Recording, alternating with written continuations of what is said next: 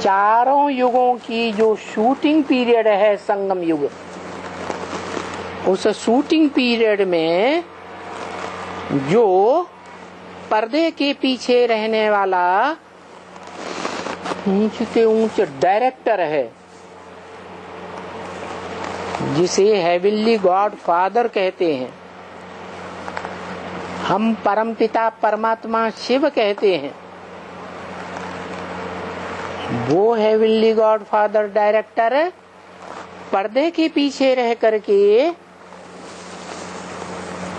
हम सबके द्वारा, एक्टर्स के द्वारा, 500-700 करोड़ एक्टर्स के द्वारा क्या कराता है? ड्रामा की रिहर्सल कराता है, शूटिंग कराता है, सारे ड्रामा की रिकॉर्डिंग कराता है? इस रिकॉर्डिंग पीरियड में जिन्होंने इस राजयोग की बात को जाना है, क्या राजयोग की बात? कि एक ऊंच से ऊंच को पहचान करके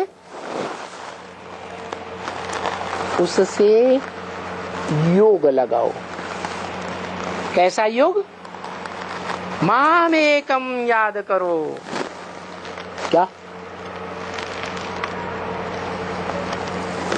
मान लो कोई कन्या है और कन्या की शादी होने से पहले कोई पुरुष के साथ उसका संबंध जुट गया इंद्रियों का,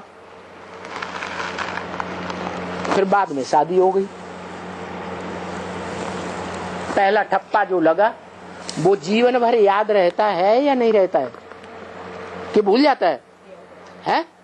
याद रहता है। फिर शादी हो गई तो व्यभिचारिणी हो गई या नहीं हुई? याद व्यभिचारी आएगी या एक की याद आएगी?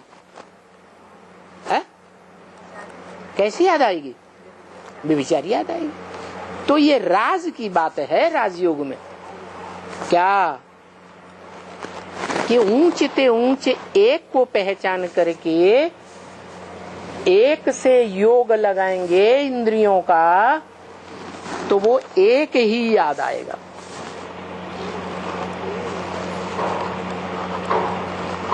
औरों के साथ योग लग गया, संबंध जुट गया, तो और भी याद आएंगे या नहीं आएंगे? है? याद का बड़ा भारी महत्व है। मिसाल, स्त्री सारा जीवन जिस पुरुष को और पुरुष के अंग को याद करती है, जिस अंग से उसने सुख महसूस किया है, तो मरते समय क्या याद आता है? बताओ। अंत मते सोगते। क्या मते में आता है? मते माने बुद्धि। जिसको जीवन भर याद किया, जीवन भर जिससे सुख लिया, वो याद आता है या नहीं याद आता है? याद आता है तो अंत मते सोगते, पुरुष का जन्म मिल जाता है। ऐसे ही पुरुष का भी है। जीवन भर जिसके साथ संग का रंग लिया, वो बुद्धि में याद जरूर आता है अंत समय में। ये याद का महत्व है। तो ये राजयोग की बात बताई कि ऊंचे से ऊंचे उस बाप को प्रैक्टिकल में पहचानो और पहचान करके फिर उसे याद करो। और एक को ही याद करो।